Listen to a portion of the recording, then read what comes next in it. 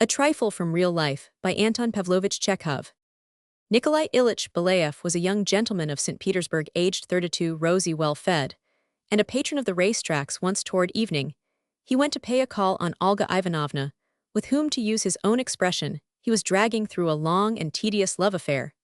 And the truth was that the first thrilling, inspiring pages of this romance had long since been read, and that the story was now dragging wearily on, presenting nothing that was either interesting or novel. Not finding Olga at home, my hero threw himself upon a couch and prepared to await her return. "Good evening, Nikolai Ilyich," he heard a child's voice say. "Mama will soon be home. She has gone to the dressmaker's with Sonya." On the divan in the same room lay Alyosha, Olga's son, a small boy of 8, immaculately and picturesquely dressed in a little velvet suit and long black stockings. He had been lying on a satin pillow, mimicking the antics of an acrobat he had seen at the circus. First, he stretched up one pretty leg, then another, then, when they were tired, he brought his arms into play, and at last jumped up galvanically, throwing himself on all fours in an effort to stand on his head. He went through all these motions with the most serious face in the world, puffing like a martyr, as if he himself regretted that God had given him such a restless little body. "Ah, good evening, my boy," said Belayev. "Is that you? I did not know you were here. Is Mama well?" Alyosha seized the toe of his left shoe in his right hand, assumed the most unnatural position in the world, rolled over, jumped up, and peeped out at Belayev from under the heavy fringes of the lampshade. "Not very," he said, shrugging his shoulders. "Mama is never really well. She is a woman, you see, and women always have something the matter with them." From lack of anything better to do, Belayev began scrutinizing Alyosha's face. During all his acquaintance with Olga, he had never bestowed any consideration upon the boy, or noticed his existence at all. He had seen the child about, but what he was doing there, Belayev somehow had never cared to think. Now, in the dusk of evening, Alyosha's pale face and fixed dark eyes unexpectedly reminded Belayev of Olga, as she had appeared in the first pages of their romance. He wanted to pet the boy. "Come here, little monkey," he said, "and let me look at you." The boy jumped down from the sofa and ran to Belayev. Well, the latter began, laying his hand on the boy's thin shoulder. "And how are you? Is everything all right with you?" "No, not very. It used to be much better." "In what ways?" "That's easy to answer, Sonya.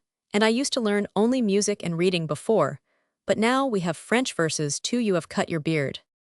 "Yes." "So I noticed it is shorter than it was. Please let me touch it. Does that hurt?" "No, not a bit." "Why does it hurt if you pull one hair at a time, and not a bit if you pull lots?" "Ha ha, I'll tell you something. You ought to wear whiskers. You could shave here on the sides, here and here. You could let the hair grow." The boy nestled close to Belayev and began to play with his watch chain.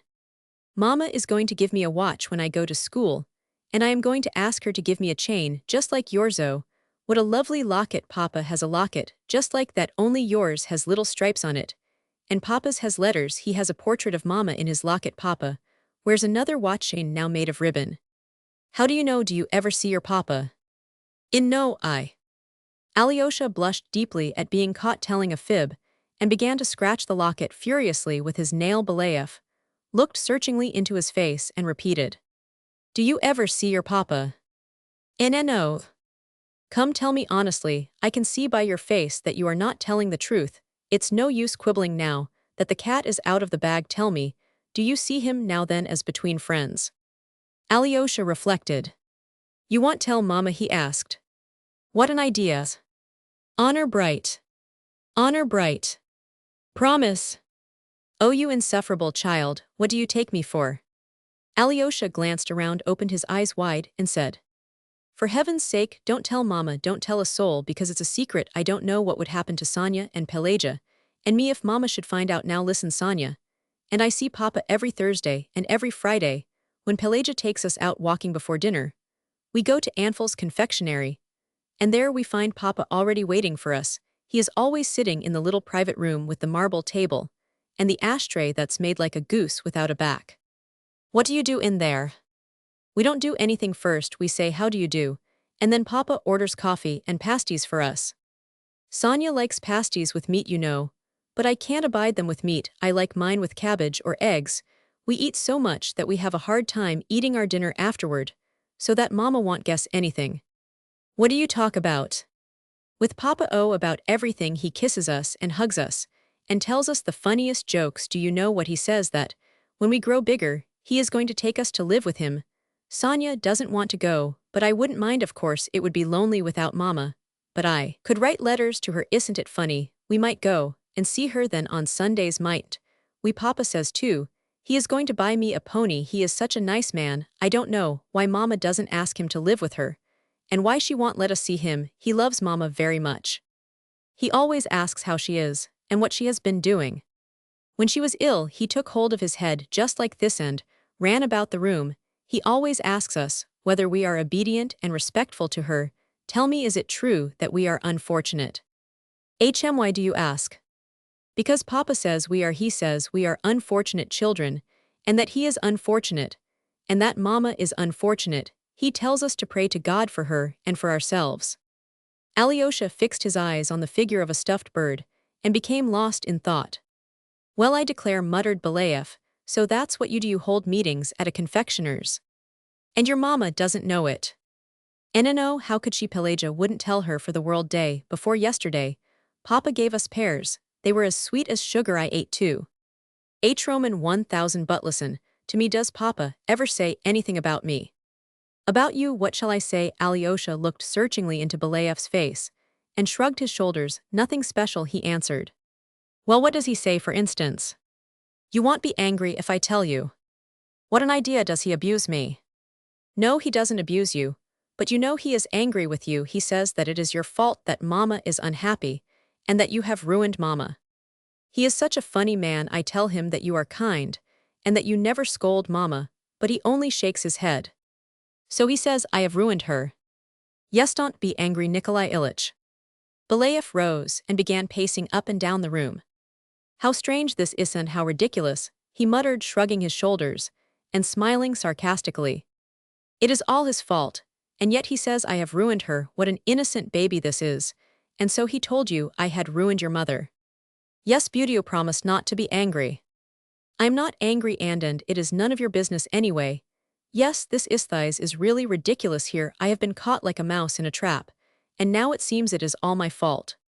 The doorbell rang. The boy tore himself from Belayev's arms and ran out of the room. A moment later, a lady entered with a little girl.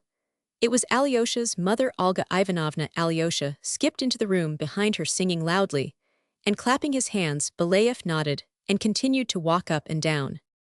Of course, he muttered, whom should he blame but me? He has right on his side. He is the injured husband. What is that you're saying? Asked Olga Ivanovna. What am I saying? Just listen to what your young hopeful here has been preaching. It appears that I am a wicked scoundrel, and that I have ruined you and your children. You are all unhappy, and I alone am frightfully happy, frightfully happy.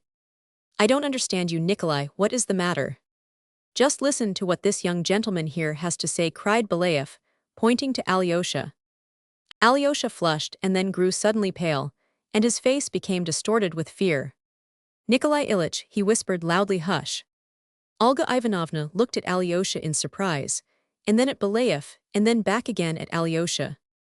Ask him. Belayev continued. That idiot of yours, Pelagia, takes them to a confectioner's and arranges meetings there between them and their Papa.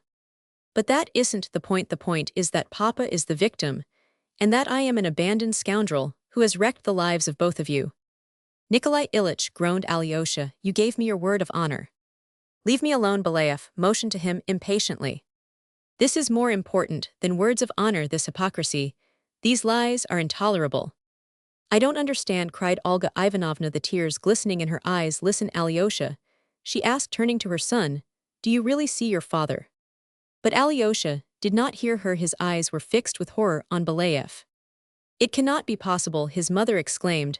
I must go and ask Pelagia. Olga Ivanovna left the room. But Nikolai Ilyich, you gave me your word of honor, cried Alyosha, trembling all over. Belayev made an impatient gesture and went on pacing the floor. He was absorbed in thoughts of the wrong that had been done him, and as before was unconscious of the boy's presence. A serious grown-up person like him could not be bothered with little boys. But Alyosha crept into a corner and told Sonia with horror how he had been deceived. He trembled and hiccuped and cried. This was the first time in his life that he had come roughly face to face with deceit. He had never imagined till now that there were things in this world, besides pasties and watches, and sweet pears things, for which no name could be found in the vocabulary of childhood.